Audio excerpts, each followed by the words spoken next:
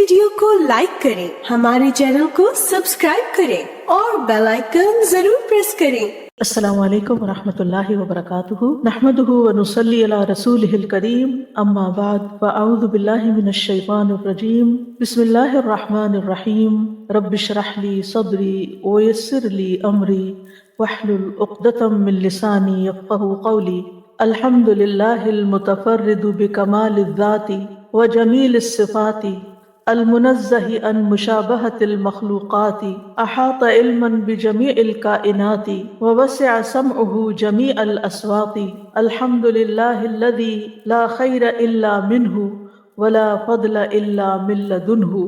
ہر قسم کی حمد اللہ سبحانہ تعالیٰ کے لیے ہے جو کمال ذات اور اچھی صفات کے ساتھ اکیلا ہے، جو مخلوقات کی مشابہت سے پاک ہے۔ اس نے تمام کائنات کو اپنے علم سے گھیرا ہوا ہے اور اللہ کی سماعت تمام آوازوں کو گھیرے ہوئے ہے۔ ہر قسم کی حمد اللہ کے لیے ہے کہ خیر اس کے سوا کہیں سے حاصل نہیں ہوتی اور فضل و کرم صرف اسی کے پاس سے حاصل ہوتا ہے۔ اللہم صلی علی محمد وعلی آل محمد کما صلیت علی ابراہیم وعلی آل ابراہیم انک حمید مجید۔ اللہم بارک علی محمد وعلی آل محمد کما بارکت علی ابراہیم وعلی آل ابراہیم انک حمید مجید۔ ہم دشمن سے حفاظت کی دعاؤں کے بارے میں پڑھ رہے تھے۔ آج اس سلسلے میں تیسری دعا ہم پڑھیں گے جو سورۃ الاعراف میں ہے۔ شعیب علیہ السلام کی دعا ہے یہ۔ اللہ ہی پر ہم نے توکل کیا ہے، اے ہمارے رب، ہمارے اور ہماری قوم کے درمیان حق کے ساتھ فیصلہ کر دے، اور تو سب سے بہترین فیصلہ کرنے والا ہے۔ یہ شعیب علیہ السلام کی دعا ہے۔ ان کی قوم نے انہیں صرف جھٹلایا ہی نہیں تھا بلکہ نہایت بدتمیزی کے ساتھ ان سے مخاطب ہوئے اور نام سے مخاطب کرتے ہوئے کہا کہ تمہیں دو باتوں میں سے ایک کو اختیار کرنا ہوگا، یا تو ہماری ملت میں واپس آنا ہوگا، ہمارے دین پہ چلنا ہوگا، یا پھر ہم تمہیں اپنی بستی سے نکال دیں گے۔ اب تم سوچ لو کہ تم اپنے لیے کیا بات پسند کرتے ہو۔ شعیب علیہ السلام نے جواب دیا کہ ہمارے لیے یہ تو ممکن ہی نہیں کہ ہم تمہارے دین میں واپس آئیں، کیونکہ اگر ہم ایسا کریں تو اس کا مطلب ہے کہ ہم اللہ تعالیٰ پر جھوٹ باندھ رہے تھے۔ ہم اب تک تمہیں جو بتا رہے تھے وہ سب غلط تھا، اور اب ہم نے اس کو چھوڑ دیا اور تمہاری بات مان لی، تو یہ ممکن نہیں۔ جب انہوں نے دیکھا کہ اب اس کے سوا کوئی چارہ نہیں، سمجھانے کا اب کوئی موقع نہیں باقی رہا، تو انہوں نے پھر اللہ تعالیٰ سے دعا کی اور کہا کہ اے اللہ، ہم نے تجھ پر ہی توکل کیا ہے اور اب تو ہمارے اور ان کے درمیان فیصلہ کر دے۔ اللہ سبحانہ تعالیٰ نے ان کو ہلاک کرنے کے لیے ایک ایسی بارش بھیجی جس میں آگ کے شرارے تھے، اور اس کے ساتھ آسمان سے ایک چیخ بھی آئی اور ان کے قدموں تلے زمین بھی ہلنے لگی، اور دیکھتے ہی دیکھتے وہ سب کے سب ہلاک ہو گئے۔ اور اللہ تعالیٰ نے اپنا فیصلہ کر دیا کہ حق پر کون ہے اور کس کو باقی رہنا ہے اور کس کو ہلاک ہونا ہے۔ یہاں بھی ہم دیکھتے ہیں کہ سب سے پہلے وہ اللہ سبحانہ تعالیٰ کی طرف رجوع کرتے ہیں۔ اللہ توکلنا، اللہ پر ہم نے بھروسہ کیا۔ ہمیں اپنی قوت پر، اپنی جماعت پر، اپنے افراد پر، اپنی طاقت پر بھروسہ نہیں بلکہ اللہ کی ذات پر ہے۔ اور اس میں بھی ہم دیکھتے ہیں کہ توکلنا نہیں کہا بلکہ کیا کہا؟ اللہ توکلنا، صرف اللہ پر ہم بھروسہ کر رہے ہیں۔ اور ربنا افتح بیننا و بین قومنا، فتح کا معنی ہے واضح فیصلہ، یعنی کھلا کھلا فیصلہ، جو بات کھل کے سامنے آ جائے۔ یعنی اے ہمارے رب، تو ہماری مدد فرما کہ ہمارے حق پر ہونے اور ان کے باطل پر ہونے کو خوب واضح کر دے، یعنی لوگوں کو یہ بات پتہ چل جائے کہ کون سچا ہے، کون صحیح کام کرنے والا ہے۔ وَأَنْتَ خَيْرُ الْفَاتِحِينَ، اور تو فیصلہ کرنے والوں میں سب سے بہترین ہے، یعنی ایسا فیصلہ کرتا ہے جو سراسر انصاف پر مبنی ہے اور اس میں کسی قسم کا کوئی ظلم شامل نہیں۔ ابن کثیر کہتے ہیں کہ اس کا مطلب ہے کہ ہمارے اور ہماری قوم کے درمیان فیصلہ فرما دے اور ان کے خلاف ہماری مدد فرما۔ ان کا مطلب یہ تھا۔ ہم دیکھتے ہیں کہ نوح علیہ السلام نے بھی اسی سے ملتی جلتی دعا کی تھی کہ ربی ان ابنی من اہلی و ان وعدک الحق و انت احکم الحاکمین، اے میرے رب، بے شک میرا بیٹا میرے گھر والوں میں سے، اور بے شک تیرا وعدہ سچا ہے اور تو فیصلہ کرنے والوں میں سب سے بہترین فیصلہ کرنے والا۔ یعنی اللہ سبحانہ تعالیٰ جو فیصلہ کر دیتا ہے، پھر اس کے بعد اس کو کوئی چیلنج نہیں کر سکتا، اسی کا فیصلہ اصل فیصلہ ہے۔ تو یہاں اللہ سبحانہ تعالیٰ اس سے یعنی فتح سے اللہ سبحانہ تعالیٰ کا ایک نام بھی ہے فتاح۔ فتاح کا ایک تو یہی معنی ہے فیصلہ کرنے والا، جیسے سورۃ سبا میں آتا ہے قل یجمع بیننا ربنا ثم یفتح بیننا بالحق وهو الفتاح العلیم، کہہ دیجئے کہ ہمارا رب ہمیں جمع کرے گا، پھر وہ ہمارے درمیان حق کے ساتھ فیصلہ کرے گا، اور وہ زبردست فیصلہ کرنے والا، خوب جاننے والا ہے۔ فتاح کا ایک اور معنی بھی ہے، اور وہ ہے کھولنے والا، یعنی اپنے بندوں کے لیے خیر و برکت کا دروازہ کھولنے والا، یعنی جیسے کہ آتا ہے ما یفتح اللہ للناس من رحمت فلا ممسک لها، اللہ جو رحمت لوگوں کے لیے کھول دے تو اسے کوئی بند کرنے والا نہیں ہے۔ تو مطلب یہ ہے کہ سارا معاملہ اکیلے اللہ ہی کے ہاتھ میں ہے، جو اپنے بندوں کے لیے رحمت اور برکت اور رزق کے بند دروازے کھولتا ہے۔ انسان کو جو بھی خیر ملتی ہے وہ اللہ سبحانہ تعالیٰ ہی کی طرف سے اس کے پاس آتی ہے، خیر کے خزانے اللہ ہی کے ہاتھ میں ہیں۔ تو اس دعا سے بھی یہ بات پتہ چلتی ہے کہ اگر دین کے معاملے میں آپ کو شدید مخالفت کا سامنا کرنا پڑے اور حالات بہت تنگ ہو جائیں اور دشمن آپ پر حملہ آور ہونے کو دوڑ رہے ہوں، تو ایسی صورت میں پھر اللہ ہی کا سہارا اصل سہارا ہے، اور اسی سے دعا کرنی چاہیے، اور یہ دعا بہترین دعا ہے۔ اور پھر اسی طرح جہاں حق اور باطل کے درمیان فیصلہ نہ ہو رہا ہو کہ کیا سچ ہے اور کیا نہیں، تو اس موقع پر بھی یہ دعا کرنا مشروع ہے کہ فیصلہ پھر اللہ پہ چھوڑ دیا جائے۔ اور یہ بات تو ہم سب جانتے ہیں کہ مشکلات اور مصائب اللہ تعالیٰ ہی دور کرتا ہے، یعنی وہی ہے جو مشکل وقت کو آسانی میں بدلتا ہے۔ بعض اوقات ہم دیکھتے ہیں کہ ہماری دعا قبول نہیں ہوتی، ہم مشکل میں ہوتے ہیں اور ہم دعا کرتے رہتے ہیں لیکن وہ قبول نہیں ہوتی۔ تو پہلے تو ہمیں یہ بات یاد رکھنی چاہیے کہ قبول ہو چکی ہوتی ہے، لیکن اس کی وہ شکل نہیں ہوتی جو ہمیں پسند ہوتی یا جس شکل میں ہم چاہتے ہیں۔ ایک تو یہ ہے کہ وہ جو ہم مانگ رہے ہیں وہ چیز ہمیں فوراً ویسی کی ویسی مل جائے۔ اگر دعا کو آپ مال سے تشبیہ دیں، سمجھنے کے لیے مثال، کہ اگر کوئی شخص آپ سے کہے کہ اگر تم اس وقت کوئی فائدہ اٹھانا چاہتے ہو تو میں تمہیں اتنا مال دے دیتا ہوں۔ دوسری آپشن یہ ہے کہ مال تو نہیں دیتا، لیکن اگر تم پر کوئی مصیبت آئی تو اس مصیبت میں جو بھی خرچ کرنا ہوگا وہ سارا میرے ذمہ، جیسے آپ انشورنس کراتے ہیں تو اس میں بعض اوقات آپ ایک تھوڑے سے پیسے آپ نے دیے ہوتے ہیں، لیکن جو نقصان ہوتا ہے وہ بہت بڑا ہوتا ہے، اور پھر وہ اس سے کمپنسیٹ ہو جاتا ہے۔ تو بعض دعائیں جو ہیں وہ اس شکل میں تو پوری نہیں ہوتی جس میں ہم مانگ رہے ہوتے ہیں، لیکن اس کے بدلے میں کوئی آنے والی بہت بڑی مصیبت ٹل جاتی ہے جس کا ہمیں علم نہیں ہوتا، اللہ کو پتہ ہوتا ہے، اور اللہ سبحانہ وتعالیٰ اس کو ہم سے دور کر دیتا ہے۔ اگر آپ کو کوئی چوائس دے کہ یا تو یہ جو تم مانگ رہے ہو یہ لے لو، یا پھر اس مصیبت سے بچ جاؤ، کیا لیں گے؟ مصیبت سے بچنا۔ کہ ہو سکتا ہے ایک شخص گھر مانگ رہا ہو، گھر نہیں اس کو مل رہا، لیکن کوئی آنے والی مصیبت ٹل گئی، اس کی اولاد پہ یا اس کی اپنی جان پہ کوئی آنے والی تھی، کوئی بہت بڑا حادثہ تھا، کوئی بہت بڑی آفت تھی، تو آپ دعا اس چیز کے لیے مانگ رہے تھے، اللہ سبحانہ وتعالیٰ نے وہ آپ کی اس ایک اور چیز کے لیے قبول کر لی جو اللہ کی نگاہوں میں آپ کے لیے زیادہ فائدہ مند تھی، کیونکہ اگر آپ کو گھر مل بھی جاتا تو کیا ہوتا، مصیبت آ جاتی اور وہ گھر تو پڑے کا پڑا رہ جاتا، وہ تو خالی ہو جاتا۔ تیسرا یہ ہے کہ آپ کو کہا جائے کہ آج آپ یہ پیسے رکھ دیں اور کچھ سال کے بعد آپ اس کو million and trillions of time زیادہ کر کے لے لیں، تو آپ کیا چاہیں گے؟ کہ صبر ہی کر لیتے ہیں، تو کچھ سال بعد اتنا زیادہ مل جائے گا۔ تو آخرت میں انسان کو جو ملے گا تو انسان کہے گا کاش دنیا میں ایک دعا بھی قبول نہ ہوتی، لیکن چونکہ ہمیں وہ غیب سے تعلق رکھتا ہے نا، تو ہمیں وہ چیزیں نظر نہیں آتی، اس لیے ہم جلد بازی کر لیتے ہیں، اس لیے ہم تنگ پڑ جاتے ہیں، اور ہم سوچتے ہیں کہ ہماری بات نہیں سنی جا رہی، اور ہم مانگ رہے ہیں ہم کب سے یہ دعا کر رہے ہیں، دعا ہی نہیں سنی جا رہی، نہیں سنی جا چکی ہے، لیکن وہ دعا کسی اور شکل میں کام کر رہی ہے جو اس سے بھی زیادہ فائدہ مند ہے۔ تو دعا چھوڑنی نہیں چاہیے، کیونکہ کچھ لوگ جلد بازی میں پھر دعا کرنا ہی چھوڑ دیتے ہیں، تو چھوڑنی نہیں چاہیے۔ اور بعض لوگوں کی آہیں اللہ تعالیٰ کو اتنی پسند ہوتی ہیں کہ وہ ان کے ذریعے اپنے بندوں کو اپنے قریب کرتا رہتا ہے، قریب و مجیب۔ بندہ سسکیاں لیتا ہے، روتا ہے، اپنے رب کے سامنے سر جھکاتا ہے، اور اللہ سبحانہ وتعالیٰ ہر سسکی پہ جواب دے رہا ہوتا ہے کہ میں نے سن لیا، بس تھوڑا سا صبر اور۔ یعنی ہر چیز میں صبر کی ضرورت ہے، کیونکہ اصل کامیابی صبر کے ساتھ ہی ہوتی ہے۔ لیکن ہمارا یہ یقین ہونا چاہیے کہ اللہ سبحانہ وتعالیٰ اس بات پر پوری طرح قادر ہے کہ وہ بندے کو خیر پہنچائے اور اس سے شر دور کر دے، اور اللہ کے سوا کوئی مددگار بھی نہیں ہے۔ اگلی دعا سورۃ آل عمران کی دعا ہے۔ ہاں، چھوٹی چھوٹی باتوں پہ تو نہیں، یعنی جی جی، وراثت ہو گئی یا ہسبینڈ وائف کے بیچ میں طلاق کے معاملات ہیں، تو کوئی شدید ضرورت ہے، لیکن چھوٹی سی آرگیومنٹ ہوئی دو بندوں کے بیچ میں اور اس طرح کی آیتیں پڑھنی شروع کر دی، وہ ٹھیک نہیں ہے. یعنی اگر آپ کی رائے سے کسی نے اختلاف کر دیا تو آپ وہاں ایسی بات کرنے لگے، نہیں. سنگین معاملہ. آپ دیکھیں کہ شعیب علیہ السلام نے یہ دعا کب مانگی؟ جب بالکل اس کے بعد کوئی صورت ہی نہیں تھی اب مزید اصلاح کی.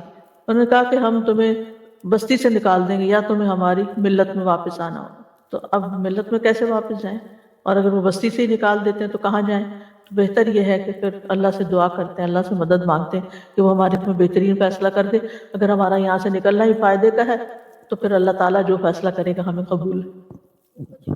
پھر فرمایا حسبنا اللہ و نعم الوکیل، یعنی اگر دشمن کا ڈر ہو، خوف ہو، پریشانی ہو کہ کوئی نقصان دے گا تو اس موقع پر ہمیں اللہ ہی کافی ہے اور وہ بہترین کارساز ہے.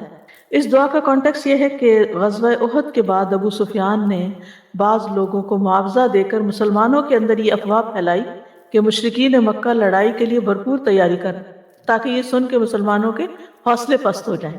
لیکن مسلمان اس قسم کی افواہیں سن کر خوف زدہ ہونے کی بجائے اور بہادر ہو گئے اور انہوں نے اللہ پر بھروسہ کیا.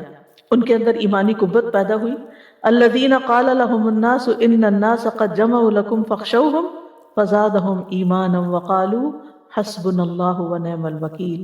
وہ لوگ کہ لوگوں نے ان سے کہا کہ بے شک لوگوں نے تمہارے خلاف فوج جمع کر لی ہے سو ان سے ڈرو. تو اس بات نے انہیں ایمان میں اور زیادہ کر دیا اور انہوں نے کہا ہمیں اللہ ہی کافی ہے اور وہ بہت بہترین کارساز ہے. اس میں آپ دیکھیے کہ اللہ سبحانہ تعالیٰ پر مکمل بھروسہ اور ٹرسٹ اور حقیقی توکل کا محسوس ہوتا ہے کہ حسبنا اللہ و نعم الوکیل، کافی ہے ہمیں اللہ ہی اور وہ بہترین کام بنانے والا ہے. ابن عباس کہتے ہیں کہ یہ کلمہ حسبنا اللہ و نعم الوکیل اس کو ابراہیم علیہ السلام نے اس وقت کہا تھا جب انہیں آگ میں ڈالا گیا تھا. انہوں نے اللہ تعالیٰ کی مدد لی. اور یہی کلمہ محمد صلی اللہ علیہ وسلم نے اس وقت کہا تھا جب لوگوں نے مسلمانوں کو ڈرانے کے لیے کہا تھا کہ لوگوں نے تمہارے خلاف فوج جمع کر لی ہے، یعنی ابو سفیان وغیرہ نے. تو اس بات نے انہیں ایمان میں اور زیادہ کر دیا. حسبنا کا لفظ جو ہے حسبہ سے ہے، اس کا مطلب ہے کفایت کرنا، کافی ہونا، یعنی کافی ہے، انف ہے، اس کے بعد کسی اور کی ضرورت نہیں. یعنی اللہ سبحانہ تعالیٰ اپنی عظمت، قدرت، حکمت اور جلال کی بنا پر ہمارے لیے کافی ہے. اللہ تعالیٰ اپنی تدبیر اور قوت کے ساتھ مومن سے ہر خطرے کو ٹال دیتا ہے. جس چیز سے بھی مومن کو ڈر لگتا ہے، ہر دشمن کو دور کر دیتا ہے جو مومن کو نقصان پہنچانا چاہتا ہے. تو حفاظت کا بہترین کلمہ ہے یہ، جس میں اللہ تعالیٰ کی مدح بھی ہے. آج صبح میں غور کر رہی تھی دعاؤں پر کہ ہر دعا کے اندر یا اللہ تعالیٰ کی تعریف ہے، اللہ تعالیٰ کے نام ہیں جن کا واسطہ دیا گیا ہے، اور یا کہیں اپنی غلطی کا اعتراف ہے. اسی طرح یعنی اللہ سبحانہ تعالیٰ کے اسماء کا ذکر ہے، کہیں اللہ کی توحید کا ذکر ہے، کہیں اللہ تعالیٰ کی ربوبیت کا ذکر ہے، کہیں اللہ تعالیٰ کی کچھ اور صفات کا ذکر ہے. حقیقت یہ ہے کہ اللہ سبحانہ تعالیٰ ہی ہمارا ضامن ہے ہر معاملے میں، جس میں ہم اللہ تعالیٰ کے حوالے اپنا کام کر دیتے ہیں. وہی کفیل ہوتا ہے، وہی نگران ہوتا ہے. قرآن مجید میں آتا ہے اللہ خالق کل شیء وہو علی کل شیء وکیل. اللہ ہر چیز کو پیدا کرنے والا ہے اور وہ ہر چیز پر نگہبان ہے، ہر چیز کی حفاظت بھی وہی کر رہا ہے. زمین پہ جتنے بھی جاندار ہیں سب کی پیشانی کے بال اس کے قبضے میں ہیں، یعنی سب اس کے کنٹرول میں ہیں. اللہ تعالیٰ کی کفایت دو طرح کی ہے، ایک کفایت عام ہے اور ایک کفایت خاص ہے. کفایت عام میں اللہ سبحانہ تعالیٰ ان تمام چیزوں میں بندوں کو کفایت کرتا ہے جو انہیں دین و دنیا کے معاملے میں پریشان کرے، یعنی کسی بھی قسم کے فائدوں کا حصول اور نقصان کا دور ہونا. خاص کفایت کیا ہے؟ اللہ کے متقی بندوں کی کفایت اور توکل کرنے والوں کو کافی ہونا، جس کے ساتھ اللہ تعالیٰ ان کی دین اور دنیا کو درست کر دیتا ہے. جیسے آتا ہے نا یا ایھا النبی حسبک اللہ ومن اتبعک من المؤمنین، اے نبی آپ کے لیے بھی اللہ کافی ہے اور ایمان لانے والوں کے لیے بھی. تو اس سے کیا پتہ چلتا ہے کہ اللہ سبحانہ تعالیٰ ایمان والوں کے لیے جو اس پر توکل کرتے ہیں ان کے لیے خاص قسم کی کفایت کرتا ہے.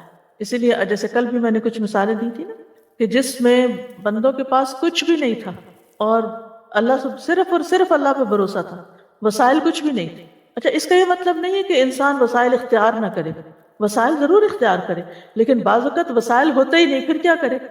کمزور محسوس نہ کرے اور یہ نہ سوچے کہ اب تو میں مارا گیا، اب میں نہیں بچتا، نہیں، پھر بھی معاملہ اللہ کے سپرد کرے اور اللہ تعالیٰ کو اپنا ضامن بنائے. اور اگر اللہ کسی کے ساتھ ہو پھر کسی اور کی ضرورت بھی نہیں رہتی. حسبنا اللہ، اس کا مطلب اب سوچیے، ذرا غور کیجیے اس پر. حسبنا اللہ، اللہ کافی ہے. کافی مطلب اور کسی کی ضرورت نہیں، کافی ہے. اس کی مدد ہمارے لیے بہت ہے، اس پہ ہم ٹرسٹ کرتے ہیں. پھر اگلی دعا ہے سورۃ القصص کی.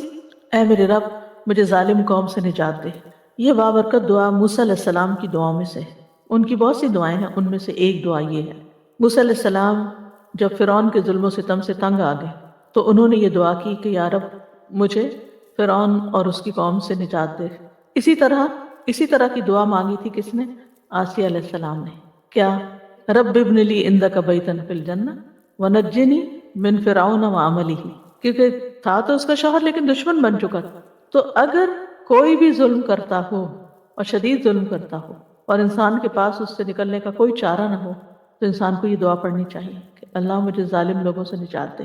بعض اوقات بعض خواتین بہت کمزور ہوتی ہیں اور ان پر تشدد بھی کیا جا رہا ہوتا ہے اور ان پہ لان تان بھی اور ان کو دن رات کی دھمکیاں بھی اور ذلت آمیز سلوک بھی.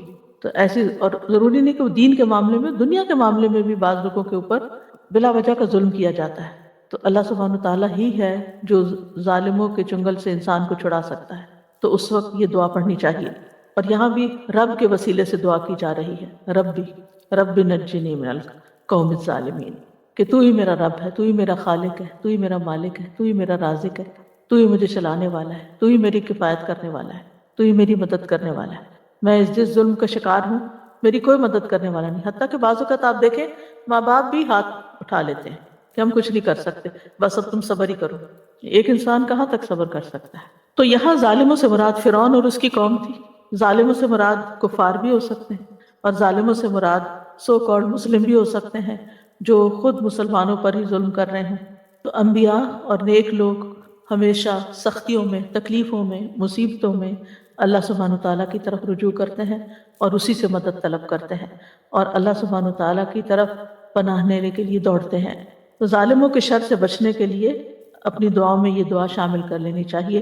اور اس کے علاوہ بھی جو مصیبتیں ہیں، یعنی مختلف لوگوں کی طرف سے مصیبتیں ہو سکتی ہیں، تو ایسی صورت میں، یعنی بعض لوگ ایسے ممالک میں رہتے ہیں کہ جس میں ان کا صرف مسلمان ہونا ہی ایک بہت بڑا جرم ہے اور ان کو جو سزائیں دی جاتی ہیں، آپ دیکھیں کہ برما کے لوگوں کا کیا قصور تھا اور کس طرح ان کو جلایا گیا اور کس طرح ان کو گھر بے گھر کیا گیا اور کس طرح وہ یعنی اس ڈر اور خوف سے جب نکلے بھی ہیں تو آگے ان کے ساتھ کتنی مشکلات پیش آئیں. تو بعض لوگوں پر، یعنی کبھی کبھی میں سوچتی ہوں ایسے تصور میں بھی کہ اگر میں وہاں پیدا ہوئی ہوتی تو کیا حال ہوتا. اسی طرح جو چائنیز مسلم ہیں وہ جس حال میں ہیں اور ان کے جو حالات آپ پڑھتے ہیں، اور پھر ان کے، یعنی کہ مجھے خود کچھ چائنیز نے بتایا تھا کہ بعض جگہوں پر اتنی سختی ہے مسلمانوں پر کہ وہ روزہ نہیں رکھ سکتے، زبردستی ان کے منہ میں کھانا ٹھونستے. یعنی عام دنوں میں ان کو چاہے دیکھیں یا نہ دیکھیں کہ کچھ کھا رہے ہیں یا نہیں، لیکن رمضان میں نماز پڑھنے کی تو اجازت نہیں. اور تقریباً سارے چائنیز نے دو نام رکھے ہوئے ہیں، ایک اسلامی نام رکھا ہوا اور ایک چائنیز نام رکھا ہوا ہے. یعنی حتیٰ کہ اپنے نام سے بھی اپنی آئیڈینٹی کو چھپاتے ہیں کیونکہ ایسے ظلم و ستم میں رہ رہے ہیں. آپ سوچئے ہم اس آزادی کی نعمت کا جتنا بھی شکر ادا کریں کم ہے. اگر اللہ نہ کرے ہم کسی ایسی جگہ پر پیدا ہوتے جس میں نہ ہم نماز پڑھ سکتے، نہ ہم حجاب کر سکتے، نہ ہم اپنے آپ کو مسلمان ظاہر کر سکتے، تو پھر کیا کرتے؟ یعنی جہاں ہر طرف سے ظلم و ستم کی بارش ہے. تو ایسے تمام مسلمانوں کو جو کہیں پر بھی ہوں، جو کسی بھی طرح کے ظلم و ستم کا شکار ہوں، زیادہ سے زیادہ اللہ سبحانہ تعالیٰ کی طرف رجوع کرنی چاہیے. مشکل یہ ہے کہ عموماً جب دنیا میں ہمیں کوئی تکلیف ہوتی ہے تو ہم اللہ سبحانہ تعالیٰ کی طرف سب سے آخر میں جاتے ہیں. پہلے ہم لوگوں کی طرف دیکھتے ہیں، امی ابا کی طرف دیکھتے ہیں، بہن بھائیوں کی طرف دیکھتے ہیں، اگر مالی کمی کا شکار ہیں تو مالدار لوگوں کی طرف دیکھتے ہیں. تو دنیا کے سہارے ڈھونڈتے ہیں. ٹھیک ہے، دنیا کے وسائل اختیار کر سکتے ہیں، لیکن سب سے زیادہ خالص ہو کر پہلے اللہ تعالیٰ ہی کو پکارنا چاہیے. تو اللہ تعالیٰ لوگوں کے دل بھی مسخر کر دیتا ہے آپ کی مدد کے لیے، کیونکہ دعا ایسی چیز ہے جو ایک عبادت بھی ہے اور اس کے ذریعے مصیبتیں اور بلائیں ٹلتی بھی ہیں. کیونکہ عبادت بذات خود ایک ذریعہ بنتی ہے آپ کا اللہ سبحانہ تعالیٰ کی طرف رجوع کرنا ہی.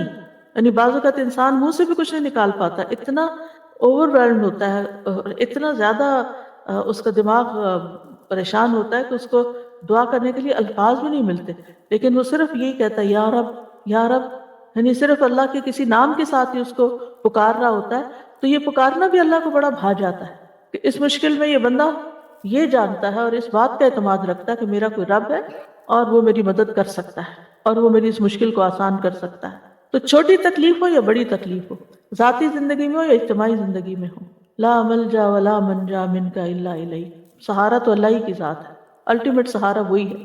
ہر حال میں اس بات کو سمجھ لینا چاہیے، صرف یہ دشمنوں کے شر سے بچنے کے لیے نہیں، ہر حال. اور پھر آپ دیکھیے کہ کچھ دشمن ظاہر ہوتے ہیں، کچھ چھپے ہوئے ہوتے ہیں، کچھ تو سامنے آ کے وار کر رہے ہوتے ہیں، اور کچھ چھپ کے اور ایسے طریقوں سے آپ کے خلاف سازشیں کر رہے ہوتے ہیں کہ خود آپ کو بھی نہیں پتا ہوتا. تو ایسے میں بچانے والا تو صرف پھر اللہ ہی ہے.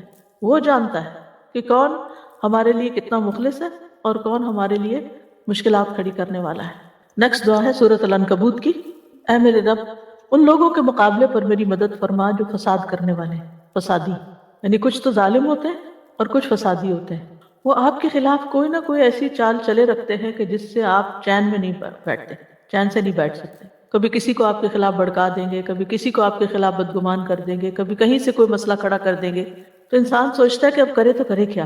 پھر سہارا تو اللہ ہی ہے، رجوع تو اللہ ہی کی طرف کرنا ہے، اس لیے اسی سے مدد مانگنی ہے. کچھ یاد ہے یہ دعا کس نے مانگی تھی؟ یہ کس کی دعا ہے؟ لوط علیہ السلام کی دعا ہے. لوط علیہ السلام کی قوم کی سرکشی اور ان کی مخالفت جو تھی وہ حد سے بڑھ گئی اور وہ ڈھٹائی کے ساتھ اپنی بے حیائی کے اوپر مصر رہے. تو ایک وقت آیا کہ لوط علیہ السلام پھر ان کے ہدایت پر آنے کی طرف سے مایوس ہو گئے، اب یہ سیدھے ہونے والے نہیں ہیں. تو انہوں نے پھر اس وقت اللہ سبحانہ تعالیٰ سے دعا کی کہ جس طریقے سے تو مناسب سمجھے میری مدد کر. رب انصرنی علی القوم المفسدین، یہ فسادی لوگ جو ہیں، یہ بگڑے ہوئے لوگ جو ہیں، ان سے مجھے مدد، ان کے خلاف میری مدد کر اور ان سے مجھے نجات دے. تو اللہ سبحانہ تعالیٰ نے ان کی دعا قبول کر لی اور ان کی قوم کو ہلاک کرنے کے لیے فرشتے بھیجے. یاد رکھیے کہ جتنے بھی پیغمبروں نے اپنی قوم کے خلاف دعائیں کی ہیں یہ اس وقت کی ہیں جب انہیں یہ یقین ہو گیا کہ اب یہ ایمان نہیں لائیں گے. یعنی یہ نہیں کہ انہوں نے دعوت دی اور وہ نہیں مانے تو کہا اللہ ان کو برباد کر. ایسا نہیں ہوا، کسی پیغمبر نے ایسا نہیں کیا.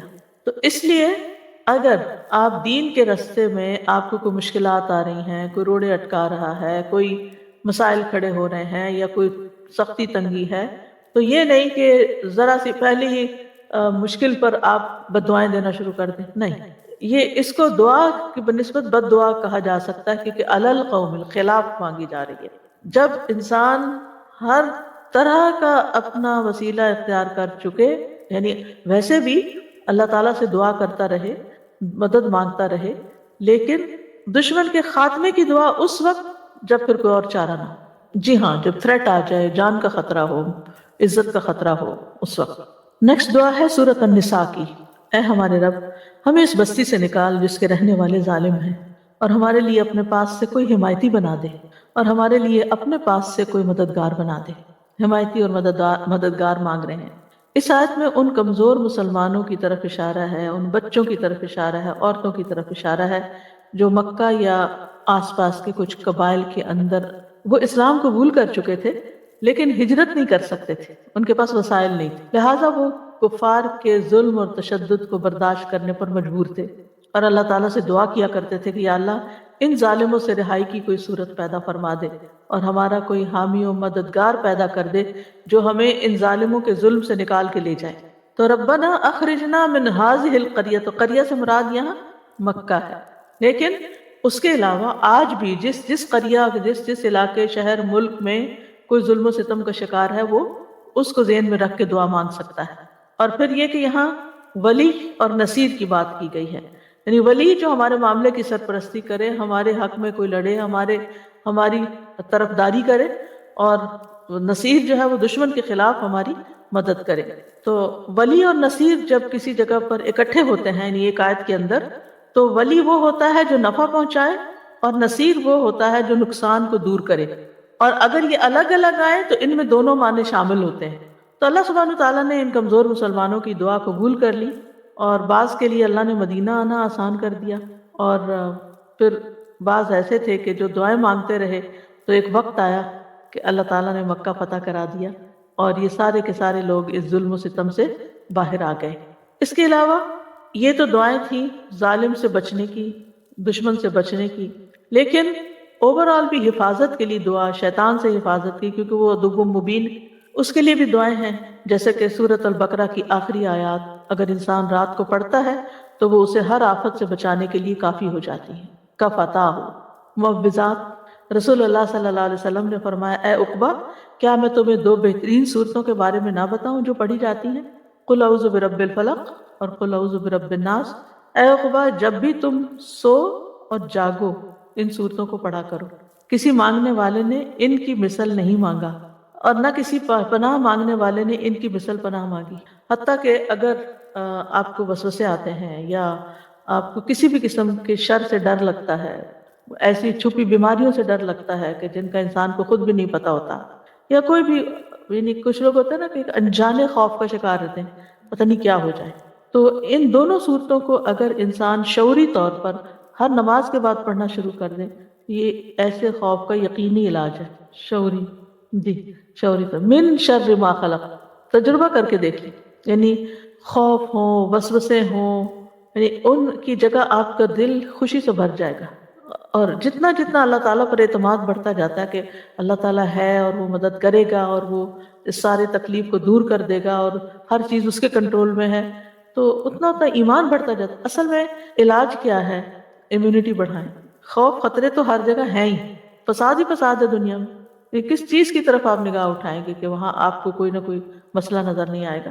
مسائل تو ہیں دنیا میں، ہے ہی امتحان کی جگہ، لیکن پھر یہاں رہتے ہوئے کیسے اپنے اندر اطمینان پیدا کریں؟ اطمینان کہاں ہے؟ اطمینان پھر صرف اللہ پر ایمان لانے میں ہے، اور جتنا جتنا ایمان بڑھے گا اتنے اتنے آپ طاقتور ہوتے چلے جائیں گے، اور جتنے جتنے آپ طاقتور ہوتے چلے جائیں گے آپ ہر ایک چیز سے کا مقابلہ کرنے کے لیے تیار ہو جائیں گے، پھر چیزیں آپ پر حاوی نہیں ہوں گی، آپ ان سب مسائل پر حاوی ہو جائیں گے۔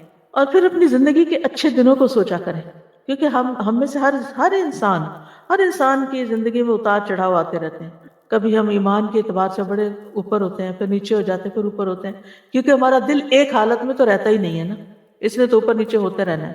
تو پھر سوچا کریں ان وجوہات کو، ان چیزوں کو دیکھا کریں کہ وہ کیا چیزیں تھیں کہ جس کی وجہ سے میرا ایمان زیادہ تھا۔ مثلا رمضان میں زیادہ تھا، اس کا مطلب آپ روزے رکھتے تھے تو آپ کو فائدہ تھا، روزے رکھنا شروع کرنا، یعنی اپنے اس چیز سے نکلنے کے لیے، ایمان بڑھانے کے لیے۔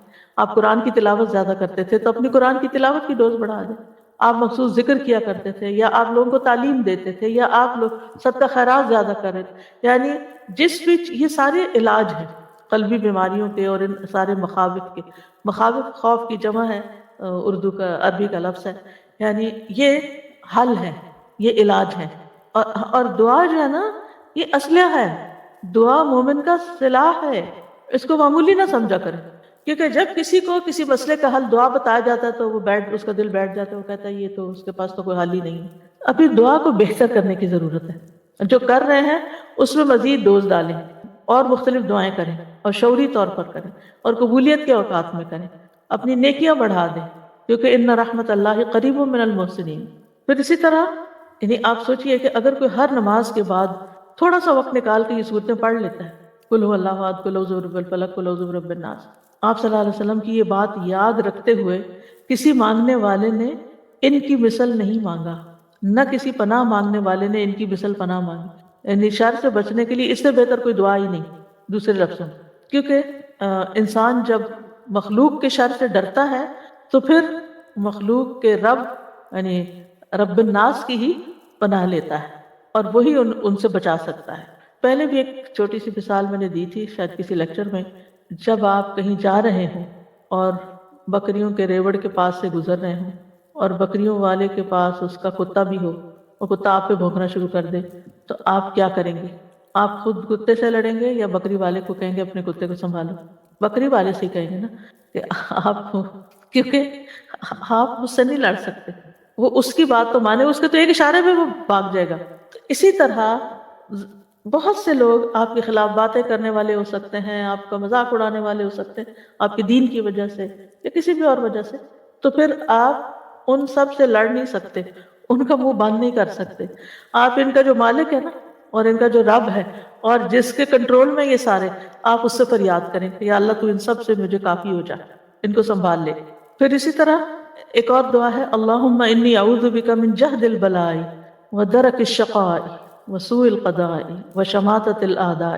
اے اللہ بے شک میں تیری پناہ مانگتا ہوں سخت مصیبت، بدبختی کے لاحق ہونے سے، بری تقدیر سے اور دشمنوں کے خوش ہونے سے. ابو ہریرہ رضی اللہ عنہ سے روایت ہے کہ نبی صلی اللہ علیہ وسلم آزمائش کی مشقت سے، بدبختی کے آنے سے، برے خاتمے سے اور دشمن کے ہنسنے سے اللہ کی پناہ مانگا کرتے تھے. یہ ساری چیزیں کتنی تکلیف دہ ہے نا، کہ جہد البلا، آزمائش کی مشقت. ایک اور قول ہے کہ اس سے مراد شدت، یعنی آزمائش کی شدت، کہ امتحان ہے اور شدید امتحان ہے. ایک بیماری ہوتی ہے، ہلکی بیماری ہوتی ہے، اور ایک ہوتی ہے سخت تکلیف دے کہ انسان کو کسی پل چین نہیں ہوتا، چاہے جسمانی ہو چاہے قلبی ہو. پھر اسی طرح درک الشقاء، بدبختی، بد نصیبی، چاہے دنیا کی ہو یا آخرت کی، دونوں طرح.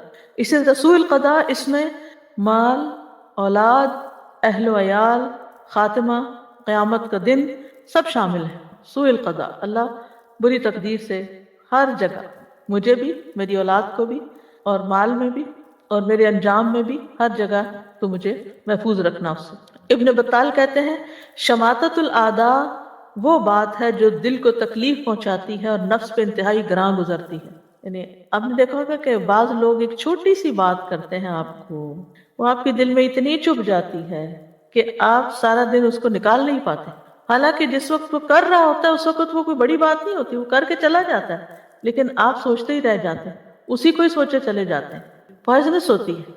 جیسے کوئی کانٹا چبھ جاتا ہے نا، کچھ کانٹے ہوتے ہیں ہم چبھتا ہے نکال دیتے ہیں بات ختم، اور کچھ کانٹے تو نکل جاتے ہیں لیکن اس کے بعد جو اس جگہ کا حال ہوتا ہے وہ خارش کئی دن تک چلتی ہے. پھر ایک اور دعا ہے، اللہم انی اعوذ بک من غلبۃ الدین وغلبۃ العدو وشماتۃ الاعداء. ان سب دعاؤں کو اس لیے اختیار کیا گیا کہ اس میں دشمنوں کا لفظ آ رہا ہے. ٹھیک ہے. اے اللہ میں تیری پناہ چاہتا ہوں قرض کے غلبے سے، دشمن کے غلبے سے، اور میری مصیبت پر دشمنوں کے خوش ہونے سے. یہ دعا بھی نبی صلی اللہ علیہ وسلم کی دعاؤں میں شامل تھی اور اکثر اس کو پڑھا کرتے تھے. اس میں آپ دیکھیے غلبۃ العدو اور شماتۃ الاعداء، دشمن کے غالب آنے سے اور بہت سارے دشمنوں کے ہنسنے خوش ہونے سے. پھر اعوذ بکلمات اللہ التامات من شر ما خلق، میں اللہ کے تمام کلمات کے ساتھ پناہ لیتا ہوں ہر اس چیز کے شر سے جو اس نے پیدا کی. خولہ بنت حکیم کہتی ہے میں نے رسول اللہ صلی اللہ علیہ وسلم کو فرماتے ہوئے سنا، جو کسی جگہ پڑاؤ کرے، یعنی کسی جگہ ٹھہرے اور یہ دعا پڑھے تو اسے کوئی چیز نقصان نہیں دے گی حتیٰ کہ وہ وہاں سے کوچ کر جائے. آج کل سمر ہے، آپ لوگ پارک وغیرہ جاتے ہوں گے، یا یہ کہ یعنی ونٹر کے مقابلے میں انسان کی موومنٹ زیادہ ہوتی ہے، کبھی آؤٹ آف سٹی جا رہا ہے، کبھی کسی کے گھر جا رہا ہے، کبھی باہر سیر کے لیے جا رہا ہے، یا اس کے علاوہ بھی جیسے آپ اپنے کسی کام سے ہاسپٹل جاتے ہیں. ہاسپٹل میں بعض لوگ علاج کیا کرواتے ہیں، کچھ اور جراثیم کیچ کر کے آ جاتے ہیں اور وہ پہلی بیماری سے بھی بڑے ہو جاتے ہیں. یا اسی طرح آپ بینک جاتے ہیں یا کہیں بھی جاتے ہیں تو اگر آپ انٹر ہوتے ہی دعا پڑھ لیں تو انشاءاللہ وہاں کے ہر شر سے محفوظ رہیں گے. اور پھر آپ دیکھیے کہ کلمات اللہ کا کیا معنی ہے، اعوذ بکلمات اللہ. اس میں اللہ کے اسماء اور اللہ کی نازل کردہ ساری کتابوں کے کلمات، اللہ کا کلام ہے، جیسے قرآن اللہ کا کلام ہے. تو اسی طرح سورۃ الفلق اور سورۃ الناس وہ بھی بیچ میں آ جاتی ہیں. تو انسان اللہ سبحانہ تعالیٰ کے سارے کلمات کے ذریعے اللہ تعالیٰ یعنی کہ اس کا وسیلہ پکڑتا ہے نا، ان کا اللہ ہی کی پناہ لیتا ہے ہر مخلوق کے شر سے بچنے کے لیے. اور مخلوق میں آپ دیکھیے کہ چاہے انسان ہوں، چاہے حیوان ہوں، چاہے جنات ہوں، سب شامل ہیں. اب انسان جیسے ایک دوسرے کو نقصان پہنچاتے ہیں ظلم کر کے، ایک دوسرے پہ سرکشی کر کے، قتل کر کے، مار پٹائی کر کے، گالی گلوچ دے کے، اور اس کے علاوہ جو بھی کوئی شر ہوتا ہے کسی کا، غلط باتیں آپ کے ذہن میں ڈال کے، یہ بھی مخلوق کا شر، یہ بھی انسانوں کا شر ہے. اور اس وقت آپ دیکھیں کہ معاشرے کے اندر وقت کے ساتھ ساتھ حتیٰ کہ ہمارا جو سیل فون ہے اس کے اندر بھی بہت سارا شر ہے. آپ اپنے بچے کو کام کرنے کے لیے لیپ ٹاپ لے کے دیتے ہیں، اس کے اندر بھی بہت سا شر ہے. کس چیز کو ہاتھ لگائیں کہ وہاں آپ کو شر نہ ملے. حتیٰ کہ آپ فروٹ خریدتے ہیں تو اس کے اوپر ایسے اسپرے کیے ہوئے ہوتے ہیں کہ وہ پتہ نہیں کس طریقے سے نقصان دیتے ہیں. پانی جو پینے کے پیتے ہیں آپ، اس کے اندر پتہ نہیں کیا کچھ شامل ہو چکا ہے. یعنی کون سی چیز ہے ایسی کہ جس سے آپ سمجھے کہ ہم محفوظ ہیں. وقت کے ساتھ ساتھ جہاں زندگی بہت آرٹیفیشل ہو گئی ہے، وہاں ہر چیز کے اندر بعض اوقات بڑی خوبصورت پیکنگ ہوتی ہے، خوبصورت اس کے اوپر ریپرز لگے ہوئے ہوتے ہیں، لیکن وہی چیز پی کے آپ بیمار ہو جاتے ہیں، اور وہی چیز کھا کے آپ مصیبت کا شکار ہو جاتے ہیں۔ وہی کھانا سب کھا رہے ہوتے ہیں، لیکن ان کو اتنی تکلیف نہیں ہوتی جتنی آپ کو ہو جاتی ہے۔ تو آپ کو نہیں پتہ چلتا کہ اس کے اندر کون سی ایسی چیز ہے جو مجھے سوٹ نہیں کرتی، میں اس سے الرجک ہوں یا میرے لیے وہ شر ہے۔ تو اگر آپ شام کے وقت ہر روز یہ دعا پڑھ لیتے ہیں ریگولرلی تو بہت اچھا ہے، لیکن اس کے علاوہ کہیں بھی جاتے ہوئے، ایون گروسری سٹور جاتے ہیں، آپ مال جاتے ہیں، کہیں جاتے ہیں، جا کے اس کو پڑھ کے اللہ تعالیٰ کی پناہ میں اپنے آپ کو دیں، یا اللہ ہم تو جانتے بھی نہیں۔ اسی طرح موت کا وقت، پھر موت کے بعد قبر کے اندر بھی کہ کیسا کیسا شر ہے، عذاب قبر ہے، اور اس کے علاوہ کیڑے مکوڑے۔ کل میں وہ دیکھ رہی تھی زمین کے کیڑوں کے بارے میں کہ کس کس قسم کے ہیں۔ آپ یقین کریں کہ اگر آپ دیکھ لیں نا ان کو تو وحشت کے مارے نیند نہ آئے۔ تو جب انسان قبر میں چلا جاتا ہے تو پتہ نہیں کس قسم کی مخلوق انسان کو آ چمٹتی، اور وہاں سے تو بھاگ نہیں سکتے، وہاں تو جانا ہی جانا۔ تو ان چیزوں کو بھی ذہن میں رکھا کریں جب ایسی دعائیں مانگیں، من شر ما خلق۔ یعنی وقت کے ساتھ ساتھ ایسی چیزیں سامنے آ رہی ہیں جو کبھی ہمارے تصور میں بھی نہیں تھی نا۔ پہلے ہم آنکھوں سے اوجھل تھی، وہ ہم سے غائب میں تھی، لیکن اب وہ چیزیں سامنے آ گئی ہیں تو اتنی دہشت بھی پھر بڑھتی چلی جاتی ہے۔ لیکن ہم اس کو اپنے ساتھ ریلیٹ نہیں کرتے، ہم کہتے ہیں ہاں یہ کسی نے کسی جنگل میں ویڈیو بنائی ہے اور یہ وہاں ہے، یہ کیڑا مکوڑا یا سانپ یا کچھ، ہمیں نہیں پتا کہ کہاں کیا ہے۔ نمرود جیسے مغرور بادشاہ کو ایک مچھر نے ہلاک کر دیا تھا، تو آپ کو نہیں پتا کہ کون سی چیز، آپ دیکھیں کہ کینسر کیا چیز ہے، یعنی ایک سیل کا بگاڑ اور وہ اتنا ملٹی پلائی ہونا شروع ہو جاتا ہے غلط طریقے سے کہ انسان کی جان لے لیتا ہے۔ You never know. اور کچھ چیزیں تو ہم دیکھ لیتے ہیں یا دیکھ لیں گے، لیکن زیادہ تر تو شر ہماری آنکھوں سے چھپا ہوا ہے، ہمیں تو پتہ بھی نہیں ہے کہ آگے کیا کیا پیش آنے والا ہے۔ تو پناہ تو اللہ کے پاس، اس لیے ان دعاؤں میں کوتاہی نہیں کرنی چاہیے۔ جیسے یہ دعائیں ایپ ہے نا، تو اس میں بہت زیادہ دعائیں شامل ہو گئی ہیں، تو پھر انسان گھبراتا ہے کہ اتنی تو میں نہیں روز پڑھ سکتا۔ تو روز پڑھنے کی چیز نہیں ہے، آپ شروع کر لیں، اور جتنی آسانی سے ایک نماز کے بعد پڑھ سکیں، فجر کے بعد پڑھ لیں، ظہر اثر، جو آپ کو ذرا سا فری ٹائم ہے، اور پھر وہیں سے چھوڑ دیں، پھر اگلے دن پھر وہیں سے شروع کر لیں، کرتے کرتے کرتے ہر چیز۔ بس کوشش یہ کریں کہ ذرا سمجھ کے اور شعور کے ساتھ ان کو ادا کریں۔ جی ہاں بالکل۔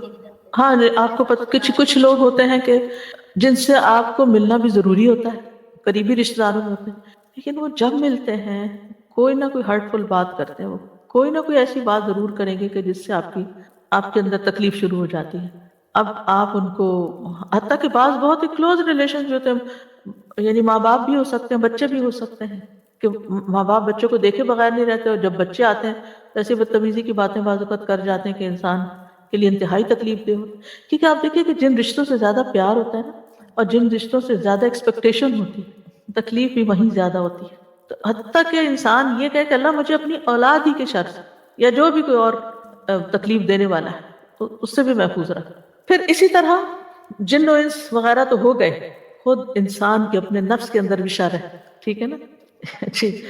نعوذ باللہ من شرور انفسنا ومن سیئات اعمالنا، میں اپنے نفس کے شر سے اپنے آپ کو اللہ کی پناہ میں دیتی ہوں، کیونکہ ان النفس لامارۃ بالسوء، نفس انسان کو بہت زیادہ حکم دیتا ہے برے کام کرنے کا، اور جب ہم برے کام کرتے ہیں تو ظاہر ہے اپنی آخرت برباد کرتے ہیں۔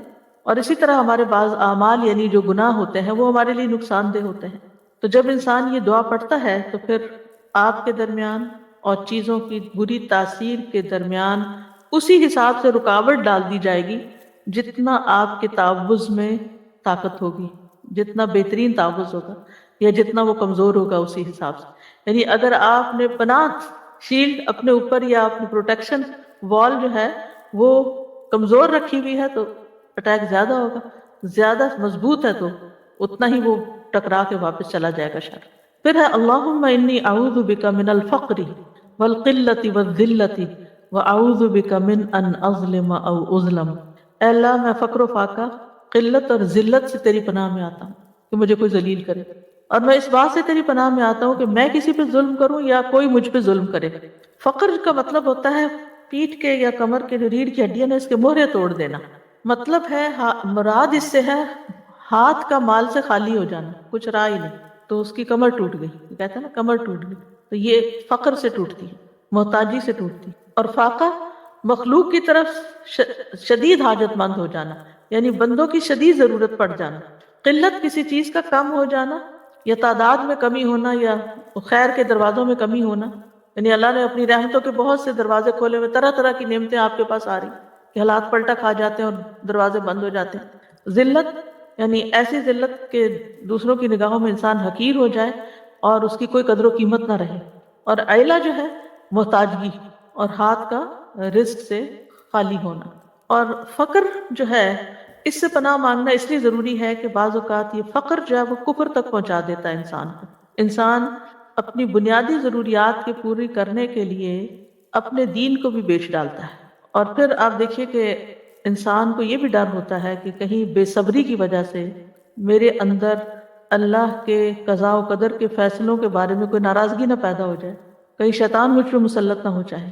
کیونکہ جب انسان ضرورت مند ہو جاتا ہے نا، تو کمزور جب ہوتا ہے تو پھر ساری چیزیں اٹیک کر دیتی ہے کہ یا اللہ مجھے پناہ دے کہ میں مخلوق کا بہت محتاج ہوں، کہ لوگوں پر ڈیپینڈنٹ ہو جاؤں، یعنی میں صرف تیرا ہی محتاج ہوں، بندوں کا نہ ہوں۔ کیونکہ جب انسان بندوں کا محتاج ہوتا ہے نا تو اس کی عزت نفس میں بھی کمی آتی ہے، اس کے دین میں بھی کمی آتی ہے، اس کی مروت میں بھی کمی آتی ہے۔ ایسے بندے کو لوگ حقیر سمجھنا شروع کر دیتے ہیں جب بندہ بندوں کا محتاج ہوتا ہے۔ اور اسی طرح جب قلت ہوتی ہے چیزوں کی تو پھر کبھی انسانوں کی قلت ہو جاتی ہے، مددگاروں کی قلت ہو جاتی ہے، رشتوں کی قلت ہو جاتی ہے، ایک کے بعد ایک رشتہ چلا جاتا ہے دنیا سے۔ ایسے بھی ہوتا ہے نا، زندگی میں ہی اولاد فوت ہو گئی، زندگی میں ہی بیوی یا شوہر فوت ہو گیا تو انسان کتنا تنہا ہو جاتا ہے۔ تو یہ قلت جو ہے کسی بھی چیز کی قلت ہو سکتی ہے، یعنی پہلے آپ کے پاس سب کچھ تھا، بھرا ہوا گھر تھا، پھر چھٹ گئے سارے، اور اس کی وجہ سے انسان کے اندر عجب تکلیف شروع ہو جاتی ہے۔ پھر ذلت کہ لوگ آپ کو کوئی امپورٹنس ہی نہ دیں، نہ آپ کی بات سنیں اور نہ ہی آپ کی طرف کوئی توجہ کرے۔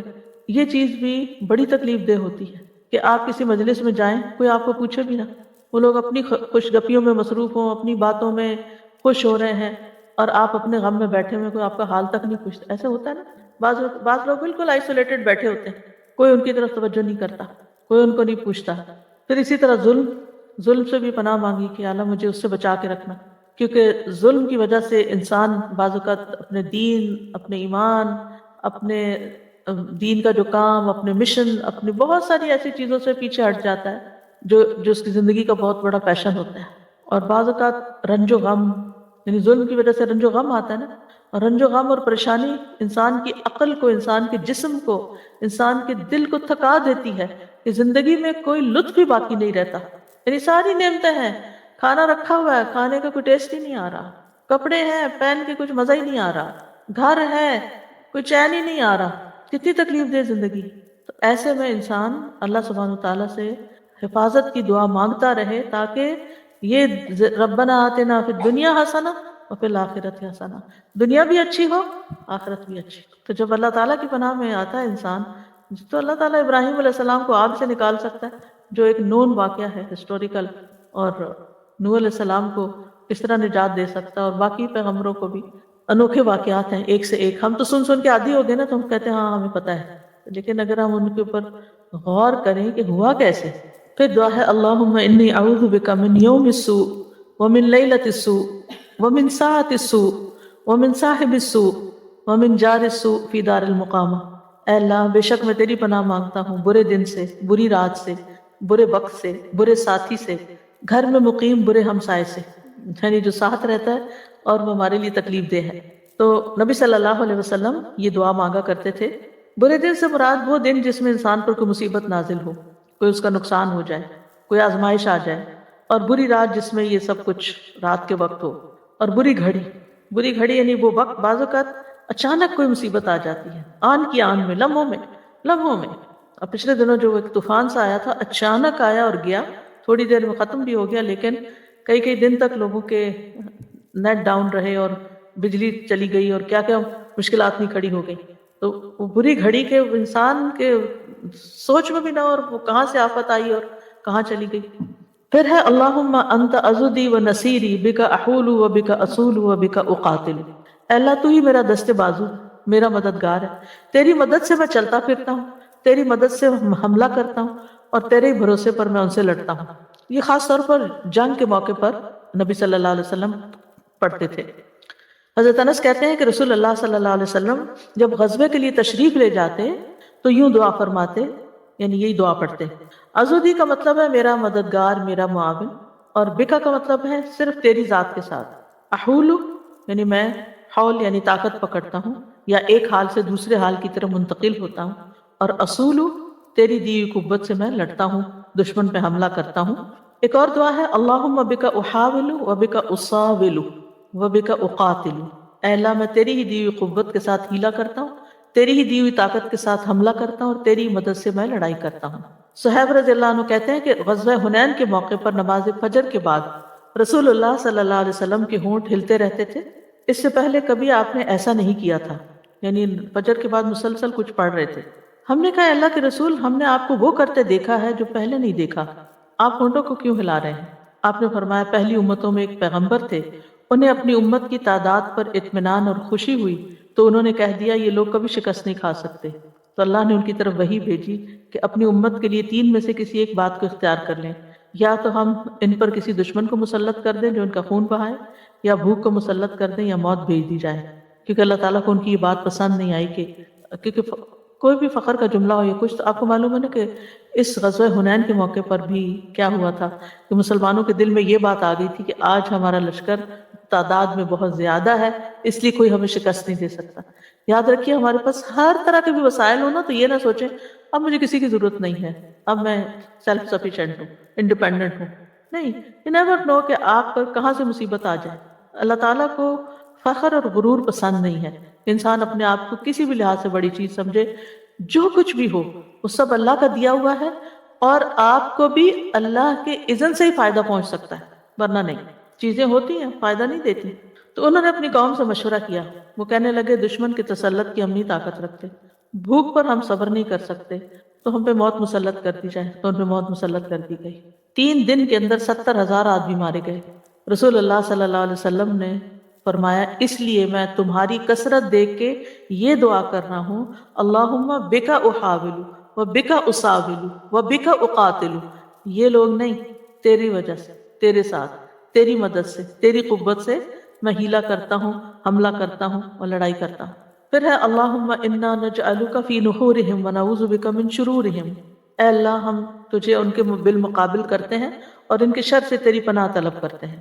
نبی صلی اللہ علیہ وسلم کو جب کسی قوم سے خوف ہوتا تو آپ یہ دعا پڑھا کرتے تھے اللہم اے اللہ انا نجعلک ہم آپ کو رکھتے ہیں فی نحورہم ان کے نحر اس جگہ کو کہتے ہیں حلق کو، سینے کو، سینہ کہہ رہے ہیں، اور ہم تیری مدد کے ساتھ ان کے شر سے پناہ چاہتے ہیں. یعنی ذبح کرنے کا جو مقام ہوتا ہے نا، نحر کرنا، وہ جو اونٹ کو کبھی آپ نے نحر ہوتے ہوئے دیکھا ہو، اس جگہ جو ہلکا گڑھا سا ہوتا ہے نا اس کے پاس وہ اندر مارتے ہیں. تو مطلب یہ ہے کہ اے اللہ تو ہمارے اور دشمن کے درمیان میں حائل ہو جا. یعنی ہم اس کا مقابلہ نہیں کر سکتے، ہم تجھے سامنے رکھتے ہیں، تو اس کو پکڑ اور ہمیں تو بچا لے. یعنی آپ ہمارے لیے ڈھال بن جائیں اس کے مقابلے میں. جی یہ دعا ہے اللہم انا نجعلک فی نحورہم، بد دعا ہے یہ، ونعوذ بک من شرورہم، یعنی تو ہی ان کے شر کو ہم سے دور کر دے. پھر اسی طرح ایک اور دعا ہے اللہم متعنی بسمعی وبصری واجعلہم الوارث منی وانصرنی علی من ظلمنی وخذ منہ بثأری. اے اللہ تو مجھے میرے کانوں اور آنکھوں سے فائدہ اٹھانے کا موقع دے اور تا زندگی ان کو سلامت رکھ. جب تک میں زندہ ہوں میری آنکھیں کان سلامت رہیں، اور مجھ پر ظلم کرنے والے کے خلاف میری مدد فرما اور اس سے میرا انتقام لے. یعنی جو مجھ پہ ظلم کرتا ہے تو خود اس کو پکڑ لے. صحابہ کی کثیر تعداد نے اس دعا کو روایت کیا ہے. اس سے پتہ چلتا ہے کہ یہ بہت کامن دعا تھی جس میں انسان اپنے جسم ہی کے اعضاء کی سلامتی کے لیے اللہ تعالیٰ سے دعا کرتا ہے کہ ان کو ساری بیماریوں سے محفوظ رکھ اور ان چیزوں سے اپنی رضا کا کام لے. یعنی میرے کان اور آنکھیں تیری پسند کے کام کریں، اور پھر اگر کوئی مجھ پہ ظلم کرے تو اس کے خلاف تو میرے لیے کافی ہو جا، تو میری مدد فرما اور تو ہی اس سے میرا بدلہ لے لے. یعنی میں خود اس قابل نہیں ہوں، کیونکہ بہت دفعہ انسان کمزور ہوتا ہے نا تو انتقام نہیں لے سکتا. معاف کر دے تو الگ بات ہے، لیکن یہاں دشمنوں کی بات ہو رہی جو پیچھے اس کی ایکسپلینیشن ہو چکی ہے کہ دشمن کون ہے. ایک اور دعا ہے اللہم اکفنیہم بما شئت، اے اللہ جس طرح تو چاہے مجھے ان کے مقابلے کے لیے کافی ہو جا. یعنی میں دشمن کا مقابلہ نہیں کر سکتا، مجھے نہیں پتا کہ کیا کرنا چاہیے، آپ جانتے ہیں، جیسے آپ چاہیں آپ ان کے مقابلے میں میری مدد کریں۔ وہ ایک کہانی آپ نے پڑھی ہوگی کہ وہ بچہ جسے بادشاہ نے جادوگر کے پاس جادو سیکھنے کے لیے بھیجا تھا، تو اللہ نے اسے اپنی پہچان دے دی، اور بادشاہ کو جب پتا چلا تو اس نے کہا کہ اس کو فلاں پہاڑ کی چوٹی پہ لے جاؤ، اور اگر یہ دین چھوڑ دے، یہ جس کو اس نے اختیار کیا تو اسے چھوڑ دینا ورنہ وہاں سے گرا دینا۔ انہوں نے کیا کیا، وہ گرایا لیکن اسے کچھ بھی نہیں ہوا۔ تو اس بچے نے کیا پڑھا تھا کہ اس پہاڑ سے گرانے کے باوجود اس کو کوئی چوٹ نہیں آئی۔ اللہم اکفنیہم بما شئت، اللہ ہی میرے پیچھے پڑ گئے، میں تو اکیلا ہوں، میں تو ان کا مقابلہ نہیں کر سکتا، آپ جس طرح چاہیں ان کے مقابلے میں مجھے کافی ہو جائے۔ حسبنا اللہ و نعم الوکیل کی ایک اور شکل ہے۔ اور پھر کیا ہوا، پہاڑ پہ زلزلہ آیا اور سارے گر گئے، اور لڑکا چلتا ہوا واپس آ گیا۔ تو بادشاہ نے لڑکے سے پوچھا تیرے ساتھیوں کو کیا ہوا؟ تو لڑکے نے کہا اللہ مجھے ان سے کافی ہو گیا۔ پھر اس نے بادشاہ نے کہا اس کو ایک چھوٹی سی کشتی میں بٹھا کے سمندر میں لے جاؤ، اگر دین چھوڑ دے تو اسے چھوڑ دینا، اگر انکار کرے تو سمندر میں پھینک دینا۔ اس نے پھر یہی دعا پڑھی۔ اب کیا ہوا، کشتی بادشاہ کے ساتھیوں سمیت الٹ گئی، سب غرق ہو گئے۔ وہ لڑکا پھر بچ کے بادشاہ کے پاس آ گیا۔ اس نے کہا یہ کیا ہوا؟ کہا مجھے ان کے مقابلے میں اللہ کافی ہو گیا۔ تو آپ سوچیں کہ جہاں پوری پوری فوجیں آپ کے خلاف جمع ہو جائیں، کتنے چند لفظ ہیں چھوٹے سے، اللہم اکفنیہم بما شئت۔ جی پھر رب اعنی ولا تعن علی وانصرنی ولا تنصر علی وامکر لی ولا تمکر علی واہدنی ویسر ہدای الی وانصرنی علی من بغی علی۔ دعا تو لمبی ہے لیکن اتنا حصہ جو ہے یہ خاص طور پر دشمن کے مقابلے کے لیے۔ اے میرے رب میری مدد فرما، میرے خلاف دوسروں کی مدد نہ کر، میرے حق میں تدبیر فرما، میرے خلاف تدبیر نہ فرما، مجھے ہدایت دے اور ہدایت کو میرے اوپر آسان کرے، اور جو مجھ پہ زیادتی کرے اس پر میری مدد فرما۔ اور پھر اے اللہ مجھے اپنا شکر گزار بنا، بہت ذکر کرنے والا بنا، اپنے سے ڈرنے والا بنا، اپنا فرما بردار بنا، اپنے سامنے عاجزی کرنے والا یا رجوع کرنے والا بنا۔ اے میرے رب میری توبہ قبول کر لے، میرے گناہوں کو دھو ڈال، میری دعائیں قبول کر لے، میری حجت کو ثابت کر دے، یعنی قبر میں جب منکر نکیر سوال کرے تو میں ثابت قدم رہوں۔ میرے دل کو ہدایت دے، میری زبان کو سیدھا کر دے، میرے دل کی میل کو چیل دور کر دے۔ کتنی خوبصورت دعا ہے، اور یہ دعا نبی صلی اللہ علیہ وسلم اکثر پڑھا کرتے تھے، اور اس کے بارے میں آتے ہیں امام ابن تیمیہ بھی یہ دعا بہت پڑھا کرتے تھے، کیونکہ اس پوری دعا میں بہت کچھ شامل ہو گیا ہے۔ پھر اسی طرح اللہم رب السماوات السبع ورب العرش العظیم کن لی جارا من فلان بن فلان واحزابہ من خلائق ان یفرط علی احد منہم او یطغى عز جارک وجل ثناؤک ولا الہ الا انت۔ اے اللہ 7 آسمانوں کے رب اور عرش عظیم کے رب، تو میرے لیے پناہ بن جا۔ یہ کتنی بڑی بات کی نا کہ 7 آسمانوں کے رب، عرش کے رب، اللہ کی بزرگی بیان ہو رہی۔ فلاں بن فلاں اور اس کے گروہ کے مقابلے میں جو تیری مخلوق میں سے، ان میں سے کوئی مجھ پہ زیادتی کرے یا سرکشی کرے، ان کو اس بات سے روک دے۔ تیری پناہ بہت مضبوط ہے، تیری تعریف بڑی شان والی ہے، تیرے سوا کوئی معبود نہیں۔ اگر ظالم حکمران کا ڈر ہو تو اس وقت بھی انسان یہ دعا پڑھے۔ اور اسی طرح اللہ اکبر، اللہ اعز من خلقہ جمیعا، اللہ اعز مما اخاف واحذر، اعوذ باللہ الذی لا الہ الا هو الممسک السماوات السبع ان یقعن علی الارض الا باذنہ من شر عبدک فلان وجنودہ واتباعہ واشیاعہ من الجن والانس، اللہم کن لی جارا من شرہم جل ثناؤک وعز جارک وتبارک اسمک ولا الہ غیرک۔ اللہ سب سے بڑا ہے، اللہ اپنی تمام مخلوق پر سب سے زیادہ غالب ہے۔ اللہ ان چیزوں سے کہیں زیادہ طاقت والا ہے جن سے میں خوف کھا رہا ہوں، جن چیزوں سے میں ڈرتا ہوں اللہ ان سے زیادہ طاقتور ہے۔ میں اللہ کی پناہ میں آتا ہوں جس کے سوا کوئی معبود نہیں، اس 7 آسمانوں کو تھامنے والا کہ وہ زمین پر گر نہ جائیں مگر اس کی اجازت سے، تیرے فلاں بندے کی شر سے، یعنی جس کی طرف سے بھی شر کا اندیشہ، اس کے لشکروں، اس کے پیروکاروں اور جنوں اور انسانوں میں سے اس کے ساتھیوں کی شر سے بھی۔ اے اللہ ان کی شر سے میرے لیے پشت پناہ بن جا۔ تیری تعریف بڑی شان والی ہے، تیری پناہ بڑی مضبوط ہے، تیرا نام بہت بابرکت ہے، اور تیرے سوا کوئی معبود نہیں۔ تو کسی بھی قسم کا کوئی ظالم ہو تو اس کے غالب آنے سے اگر ڈر لگے آپ کو کہ وہ ظالم مجھے پکڑ لے گا یا ظالم مجھے نقصان دے گا، تو آپ یہ دعا پڑھیں تو انشاءاللہ آپ کی حفاظت ہوگی۔ اور بس آپ آج کافی ہے۔ اور پھر عافیت کی دعائیں، اللہم انی اسألک المعافات فی الدنیا والآخرہ، اور اللہم انی اسألک العفو والعافیۃ فی دینی و دنیایا۔ تو یہ دعائیں پیچھے میں آپ کو ایکسپلین کر بھی چکی ہوں، یہ بھی شر سے بچنے کی دعائیں ہیں۔ اور پھر اسی طرح گھر والوں سے اگر کوئی تکلیف ہو تو اللہم انی اعوذ بک من جار السوء ومن زوج تشیبنی قبل المشیب، یہ والی دعا. اور پھر سوتے وقت اللہم اسلمت وجہی الیک وفوضت امری الیک، جو بھی خوف ہو آپ کے دل میں یہ دعا پڑھ کے اپنے آپ کو اللہ کے حوالے کریں اور اپنا آخری کلام اس کو رکھیں. نبی صلی اللہ علیہ وسلم نے فرمایا جب تم اپنے بستر پر آؤ اور اس طرح وضو کرو جس طرح نماز کے لیے کرتے ہو، پھر دہانی کر لیٹ جاؤ اور یہ دعا پڑھو. اگر وہ شخص اس حال میں مر گیا تو فطرت پر مرے گا، اور ان کلمات کو اپنے آخری کلمات بناؤ. وقت کم تھا اس لیے کچھ دعائیں چھوڑنی پڑی ہیں، لیکن میں کوشش کروں گی کہ کسی اور کے اندر شامل ہو جائیں، نہیں تو اللہ مالک ہے. سبحانک اللہم و بحمدک اشہد ان لا الہ الا انت استغفرک و اتوب الیک.